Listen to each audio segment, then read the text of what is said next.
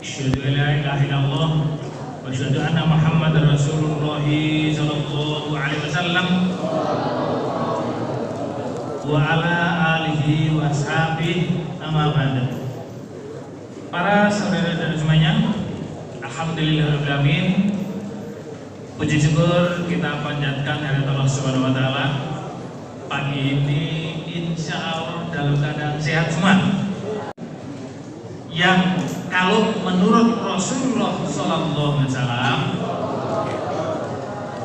kita diberi kesehatan itu sama dengan diberi yang sesuatu yang sangat luar biasa sekali. Ada banyak hadis yang mendukung. Salah satu yang disampaikan oleh Rasulullah SAW bahwa as-sihhatu tajun ala ra'si sihhat la yaruha ilal marid. Sehat adalah mahkota, di atasnya, di atas kepala orang sehat tidak bisa melihat kalau di atas kepala ada mahkotanya kecuali orang yang sudah sakit. Padahal kalau kita lihat orang itu jarang, bahkan dalam satu kompetisi orang itu katakanlah kompetisi kecantikan itu yang dapat mahkota cuma satu. Nah kalau di sini ada berapa nih absensinya ini? Ada 800, artinya 800 orang semua dapat mahkota. Nah yang ini kita bisa pahami karena kita sama-sama hidup di akhir zaman tetapi bisa menetapi agama Islam yang berdasarkan Al-Quran dan hadis berbentuk jamaah. Untuk itu kepada beliau Rasulullah SAW kita mengucapkan kalimat doa dan syukur. Alhamdulillah jazakumullah khairan, termasuk beliau-beliau yang sudah membantu perjuangan Rasulullah SAW. Dan kepada semuanya, kesiapannya, kesediaannya mengikuti acara sampai selesai, saya atas nama pengurus mensyukuri. Alhamdulillah jazakumullah khairan. Sudah ngantuk atau belum? Kalau gitu kita tes. Mau dites? Bagian laki-laki nanti. Kalau saya bilang tepuk satu sekali, kalau dua, kalau satu nggak disuruh. Siap? Tepuk dua.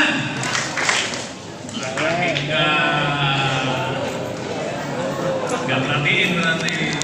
Tepuk satu. Satu. Satu. Satu. Ya, padahal gak ada tepuknya itu.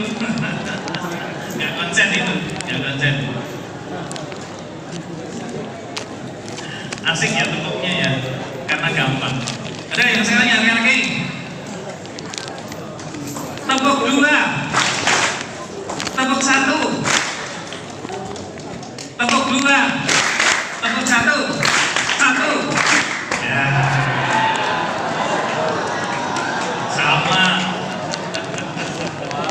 Kan gak disuruh tepuk, cuma tepuk satu doang. Sama. Sekarang laki-laki dan perempuan bareng. Tepuk dua. Tepuk dua. Tepuk satu. Dua.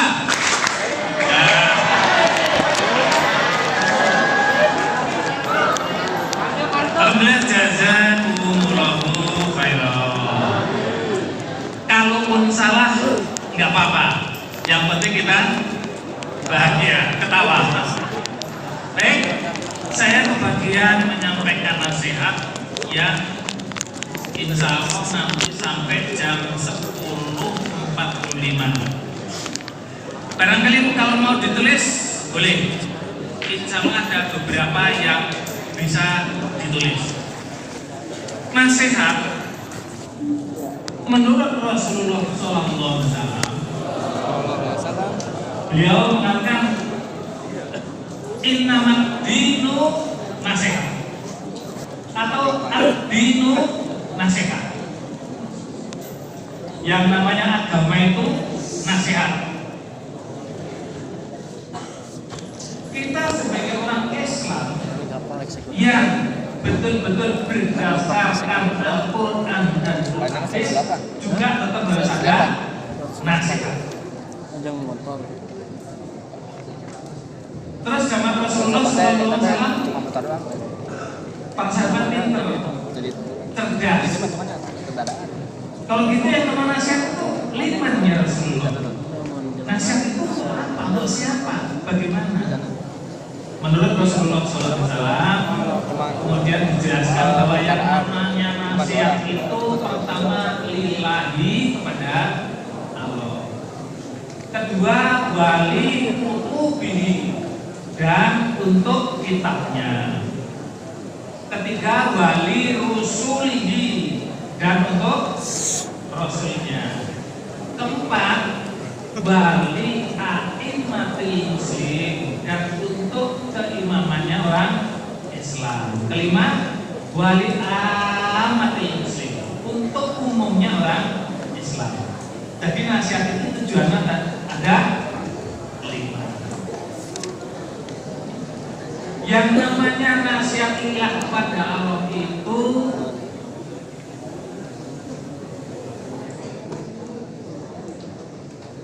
untuk mengesahkan di dalam beribadah dan di dalam mengerjakan ibadah. Niat kerja sama-sama ibadah. Kalau di dalam niat sering disampaikan bahwa kita ini di dalam mengetahui ibadah supaya yuridul khair tujuannya untuk yang kebaikan dari selain kebaikan, artinya kejelekan. Di dalam berniat beribadah, Allah berfirman, innallaha la yuqbalu min amalin illa ma kana lahu kholisan wa batuhiya bihi wajh. Bahwa Allah tidak akan pernah membalas sesuatu amalan kecuali memang niatnya mukhlis, yarjuna rahmatahu wa yakhafuna.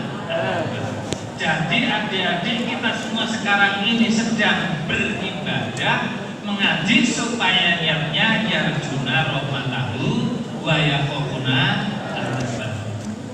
Kalau kita bisa sekarang mengaji ini dengan niat mencari pahala Allah, maka kita akan sesuai dengan apa yang disampaikan oleh Rasul, lawat watun aurohatun fi sabilillah khairu minad dunya wa ma fiha. Kalau niatnya mukhlis, kalau sudah niatnya mukhlis, terus kemudian tidur, sama saya namanya tidur bangunin. Niatnya sudah mukhlis, artinya orang ini sudah diberi pahala. Tetapi tidur, maka ada 4 waktu pena catatan kebaikan seseorang tidak aktif, rekornya nggak berjalan. Salah satunya ketika orang tertidur. Mestinya kesini pahalanya lebih baik daripada dunia yang seisinya, tetapi pencatat amalan baiknya berhenti, akhirnya nggak mendapat pahala, tidur. Nah, di dalam nasihat supaya mengingatkan, kalau nasihat supaya niatnya mukhlis dan tidak tidur. Terus nasihat kedua, wali kutubihi. Kalau di dalam sarah hadis hadisnya Rasul mengatakan tasdiqu bima fihi wal amala bima fihi, membenarkan apa yang ada di dalam Al-Quran dan mengamalkan apa yang memang diperintahkan oleh Allah. Juga namanya mengamalkan itu kalau yang dilarang ditinggalkan. Salah satunya di dalam surat Ali Imran ayat 102, Allah berfirman, ya ayyuhalladzina amanu taqullaha haqqa tuqatih, supaya takut kepada Allah sehak-haknya taat.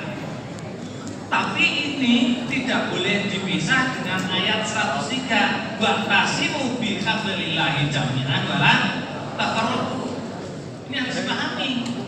Ini sudah jauh-jauh hari sebelum Al-Quran dibikin mushaf Utsmani.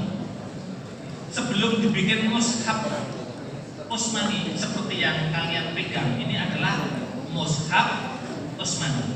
Itu Rasul sudah perintah dua ayat ini jangan pernah dipisahkan. Beriman kepada rasa hak-haknya taat, dan itu nanti dimansuh, dan juga digandeng wa'tasimu bihablillahi jami'an wala tafarraqu. Artinya menetapkan nanti jamaah tetap harus dengan berjamaah. Jangan mau diteror, oh jamaah ini hanya sebagai penyempurna, tidak.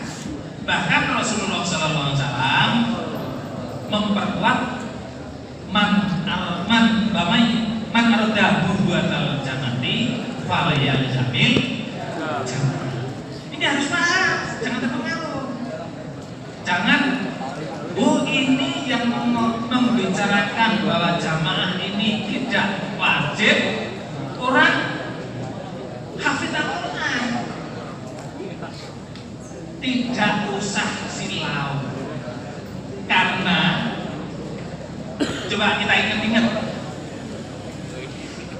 siapa khalifah pertama yang matinya terbunuh? Khalifah Abu Bakar. Umar bin. Siapa yang membunuh Umar bin Khattab? Orang apa? Orang munafik, tapi dia hafal Quran. Hafal Quran, tapi hatinya munafik. Yang membunuh Ali siapa? Semua zaman itu orang. Sekarang